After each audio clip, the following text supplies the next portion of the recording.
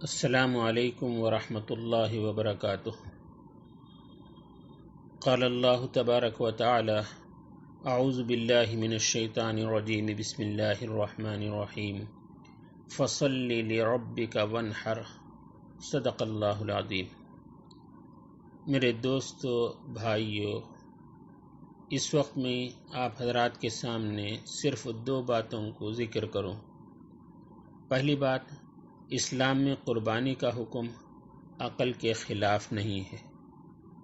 دوسری بات، قربانی سے متعلق احادیث میں جو فضیلت اور جو ترغیب ذکر کی گئی، ان میں سے کچھ احادیث ترجمے کے ساتھ آپ لوگوں کے سامنے سنا دوں۔ میرا عزیزو، اللہ تبارک و تعالی نے ہمیں اور آپ کو عبادات بدنیہ میں جیسے نماز کا حکم دیا جو محتم بالشان عبادت ہے، اسی طریقے سے مالی عبادتوں میں زکوٰۃ اور صدقات کی طرح قربانی کا حکم دیا جو ایک محتم بالشان عبادت ہے۔ انہی عبادات بدنیہ اور عبادات مالیہ کو اس آیت کے اندر جمع کیا، فصل لربک وانحر، اللہ کے لیے نماز پڑھو اور اپنے پروردگار کے لیے قربانی کرو۔ قربانی کا حکم اسلام کے اندر کوئی عقل کے خلاف نہیں ہے۔ میرے عزیزو، دنیا کے اندر ایک ضابطہ ہے۔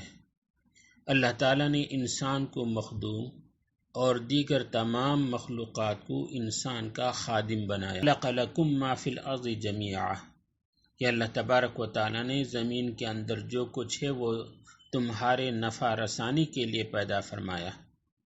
ان خادموں میں جاندار بھی ہیں اور بے جان بھی ہیں۔ بے جان چیزوں سے تو آدمی نفع اٹھاتا ہی ہے، اور جانداروں سے بھی انتفاع اس کے لیے جائز قرار دیا۔ اور دنیا کا ضابطہ ہے، ہر ادنا چیز اعلیٰ چیز کے لیے قربان ہوتا ہے، قربانی دی جاتی ہے۔ مگر انتفاع کی بہت ساری شکلیں ہیں۔ کسی جانور کو سواری کے کام میں لیا جاتا ہے، کسی پر بوجھ لادا جاتا ہے، بعض جانوروں کے بالوں سے فائدہ اٹھایا جاتا ہے۔ انہی فوائد میں سے ایک اہم فائدہ گوشت کھانے کا بھی ہے، کیونکہ طبعی طور پر انسان گوشت خور واقع ہوا ہے۔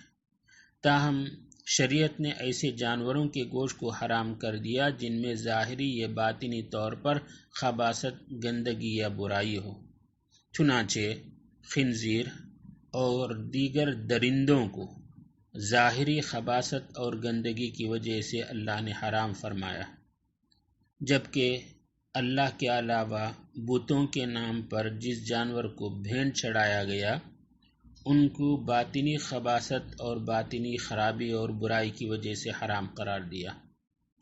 اب دنیا میں پرانی قوموں سے یہ دستور رہا ہے کہ جانوروں کے خون بہانے کو تقرب کا ذریعہ سمجھا گیا، اور حضرت ابراہیم و اسماعیل علیہ السلام کے واقعے میں اللہ کی رضا جوئی کے لیے جنتی مینڈھے کی قربانی کرا کر عملاً اس دستور کو صحیح رخ دے دیا گیا، اور اسلام میں یہ طریقہ نہ صرف یہ کہ مشروع بلکہ مطلوب و محمود قرار دیا گیا۔ احادیث مبارکہ کے اندر بھی قربانی کا حکم اور اس کی فضیلتوں کا ذکر ہے۔ حضرت عائشہ صدیقہ رضی اللہ تعالی عنہ سے مروی ہے، نبی کریم سرکار دو عالم صلی اللہ علیہ وسلم نے فرمایا، ما عمل آدمی من عمل یوم النحر احب الی اللہ من احراق الدم فإنه لتأتی یوم القیامت فی فرشہ بقرونها واشعارها واظلافها وإن الدم لیقع من اللہ قبل ان یقع من الارض فطیبوا بها نفسہ۔ فرمایا آپ علیہ السلام نے، قربانی کے دن میں کوئی عمل اللہ تعالیٰ کو خون بہانے سے زیادہ پسندیدہ نہیں ہے، اور یہ قربانی کا جانور قیامت کے دن اپنے سینگوں، بالوں اور کھروں کے ساتھ آئے گا، اور قربانی میں بہایا جانے والا خون زمین پر گرنے سے پہلے اللہ تعالیٰ کے دربار میں قبولیت کا مقام حاصل کرتا ہے، لہٰذا خوش دلی سے قربانی کیا کرو۔ میرے عزیزو، دنیا کے اندر نیکی کی قدر نہیں ہے، آخرت میں انسان ایک ایک نیکی کے لیے ترسے گا کہ کسی طریقے سے اس کی نیکی کا پلہ بھاری ہو جائے اور اس کی وجہ سے جنت کی خوشخبری سنا دی جائے۔ تو جو اللہ کے لیے ایک جانور کی قربانی دے رہا ہے تو گوشت تو اس کے کام آیا ہی دنیا کے اندر، مگر اس قربانی دینے کی وجہ سے اس کے خون، اس کے کھال اور اس کے بالیں اور اس کے سینگ قیامت کے دن میدان حشر میں نیکی کے اعمال کے اندر تولا جائے گا کہ کس قدر یہ ہمارے لیے فضیلت کی چیز ہے۔ ایک دوسری حدیث کے اندر ہے، ایک مرتبہ صحابہ اکرام نے حضور پاک سرکار دو عالم صلی اللہ علیہ وسلم نے اس سے پوچھا، ما هذه الاضاحی یا رسول اللہ، اے اللہ کے رسول صلی اللہ علیہ وسلم، یہ قربانی کی حقیقت کیا ہے؟ تو آپ علیہ السلام نے جواباً فرمایا، سنت ابیکم ابراہیم، یہ تمہارے ابا جان حضرت ابراہیم علیہ السلام کی سنت ہے۔ تو صحابہ نے پھر پوچھا، اے اللہ کے رسول صلی اللہ علیہ وسلم، ہمیں اس سے کیا ملے گا؟ تو آپ علیہ السلام نے فرمایا، لکل شعرۃ حسنہ، ہر بالوں کے بدلے ایک ایک نیکی ملے گی۔ کسی نے سوال کیا، اگر مینڈھے کے اندر جو اون ہوتے ہیں بے شمار ان گنت، اس کا کیا ہوگا؟ تو آپ علیہ السلام نے اس کے بارے میں بھی فرمایا، لکل شعرۃ حسنہ، اس کے بھی ہر بال کے بدلے میں نیکیاں ملے گی۔ کوئی ہے جو بھیڑ، بکرے اور مینڈھے کے جسم کے بال کو گن کر شمار کر کے بتا دے؟ میرے عزیزو، جس طریقے سے مینڈھے کے بال کو گنا نہیں جا سکتا، تو اسی طریقے سے اللہ تبارک و تعالیٰ قیامت کے دن اس کے بدلے میں بے شمار نیکیاں دیں گے، جس کو کوئی احاطہ نہیں کر سکتا، گن نہیں سکتا۔ کتنی بڑی فضیلت کی چیز ہے۔ ایک مرتبہ حضرت انس رضی اللہ تعالیٰ عنہ نے فرمایا کہ آپ علیہ السلام، ضحى رسول اللہ صلی اللہ علیہ وسلم بکبشین املحین اقرنین وفی روایت موجوعین۔ آپ علیہ السلام کا معمول تھا مدینہ طیبہ تشریف لے جانے کے بعد ہر سال قربانی دیا کرتے تھے، تو 2 مینڈھے کو جو سینگ والے تھے، کالے اور سفید بال والے تھے، ایک روایت کے اندر قصی کیے ہوئے تھے، آپ علیہ السلام نے اسے ذبح کیا اور فرمایا، ذبح کرتے وقت میں نے حضرت انس فرماتے ہیں دیکھا، آپ نے اپنے پیر مبارک کو اس کے پہلو میں رکھا، سما وکبرہ، بسم اللہ کہا، اللہ اکبر کہا، بسم اللہ اللہ اکبر کہتے ہوئے آپ علیہ السلام نے ذبح فرمایا۔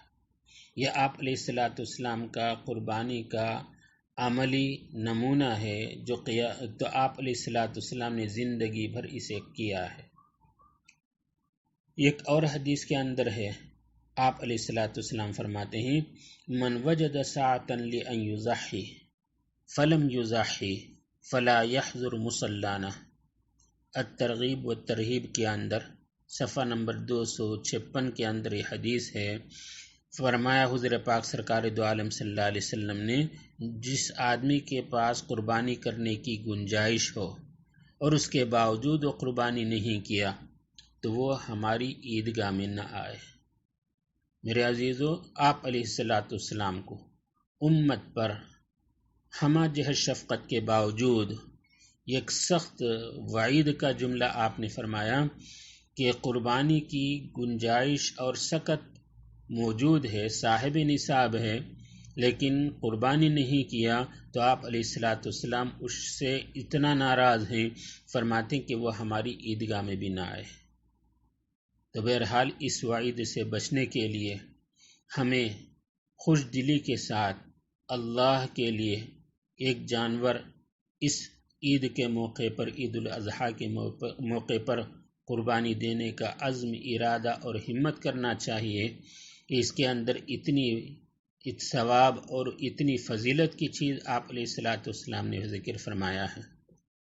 اللہ تبارک و تعالی ہمیں اس بات کی توفیق دے، ان احادیث پر عمل کرنے کی اللہ تبارک و تعالی توفیق ارزانی سے نوازے۔ آگے قربانی کن کن لوگوں کے اوپر، کن شرائط پر واجب ہے، کن جانوروں کی قربانی دی جا سکتی ہے، اس سے متعلق کچھ مزید احکام اگر اللہ نے توفیق دی تو آئندہ آپ حضرات کی خدمت میں پیش کیا جائے گا۔ وما علینا الا